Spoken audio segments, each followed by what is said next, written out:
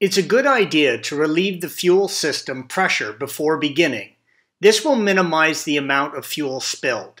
The best way to relieve the fuel system pressure is to remove the fuel pressure test port cap and press the Schrader valve to drain the fuel rail, as indicated by the green arrow.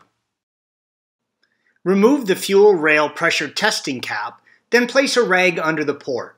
Use a small flathead screwdriver and press the Schrader valve to relieve the pressure. When you press it, have the rag wrapped around your screwdriver to minimize fuel spillage. Working at the center of the fuel rail, you will have to remove the fuel supply line. To release it, press the plastic collar, green arrow, towards the fuel line, then slide the fuel line off the fuel rail. If the collar will not press in far enough to release the fuel line, pull the fuel line towards the front of the vehicle and hold it there. Then press and hold the collar while you slide the fuel line off the fuel rail. I like to place the disconnected fuel line on the valve cover. Wrap it in a rag. This will help to collect any excess fuel in the line and also keep dirt from entering the fuel line, as indicated by the green arrow. Then release the fuel injector harness strip from the fuel injectors. I find the easiest way to do this is to use a large flathead screwdriver and gently pry up at each fuel injector, green arrow. This will release the spring clips that hold the electrical harness to the fuel injectors. When you do this, be sure to lever straight up and be sure that the flathead is next to the fuel injector connector you are releasing.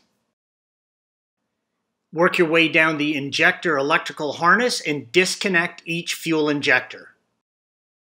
Next, remove the 4 10mm fuel rail fasteners as indicated by the green arrows. Then pull the fuel rail straight up and out of the cylinder head. Be careful not to damage a fuel injector when removing. If the O-rings are stuck, you can lightly pry the fuel rail up using a small flathead screwdriver. I like to pry between the edge of the valve intake manifold and the fuel rail. To remove individual fuel injectors, remove the retaining clip by sliding it off the fuel rail using a flathead screwdriver.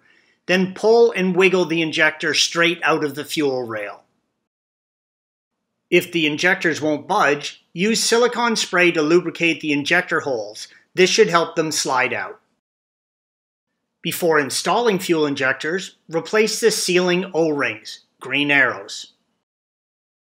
Before reinstalling the fuel injectors, lubricate the sealing O-rings. I like to use a silicone grease that is safe for use on rubber.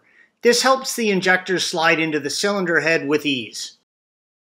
Evenly press the fuel rail with the injectors into the cylinder head. Be sure all of the injectors are properly seated. You can confirm this by checking if the mounting tabs, green arrows, are sitting flat on the cylinder head. Install the fuel rail fasteners and tighten. Then install the fuel injector retaining clips. Be sure the fuel injector retaining clips are fully engaged. They should sit in the groove on the fuel injectors and snap into the fuel rail. Reassemble the remaining items and check there are no fuel leaks. Turbocharged engines are a little different.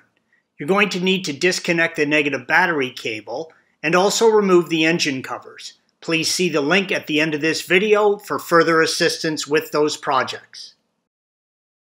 I'm going to show you how to replace one fuel injector. You can use this procedure for replacing any or all of the injectors on a turbocharged engine. Start by disconnecting the fuel injector electrical connector, yellow arrow. Press the release tab and pull the connector straight off. Next, you have to remove the steel fuel line for the injector. First, tap on the line about 20 times, lightly to relieve pressure in the line. Then loosen the fuel line connections, green arrows, then remove the fuel line from the engine. Once this fuel line is removed, it cannot be reinstalled, so throw it away immediately. Working at the base of the fuel injector, remove the E10 fastener, green arrow, from the retainer. Then move the retainer from the fuel injector, yellow arrow. Slide the retainer out of the fuel injectors to remove. Once the retainer is removed, remove the fuel injector from the engine. To do this, slide the injector straight up and out of the cylinder head. Note, one retainer holds 2 injectors. If you are reinstalling this fuel injector, be sure to mark the location that it came out of. When replacing injectors on turbocharged engines, I like to use the old injector to clean the injector bore. I slide the injector in and out of the bore a bunch of times to clean the debris from the hole. Before installing the new injector, note the numbers on the side. These numbers will be needed to be entered into the DME using the BMW scan tool. When installing a new injector, the Teflon seals will come pre-installed and covered with a protective metal cover, green arrow. Leave this cover on until you are ready to install the injector. Remove the cover and slide the injector into the cylinder head. Install the retainer and the retainer fastener. Then install a new fuel line to the injector. When installing a new fuel line, slowly tighten each end until snug, then tighten.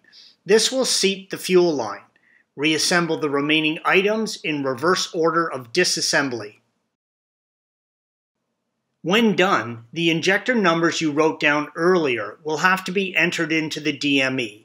If you do not have a BMW scan tool that is capable of this, you can drive the vehicle to a workshop that can program it for you. There may be a slight decrease in drivability until it is programmed, so do not drive it any further than you have to. Thanks for watching.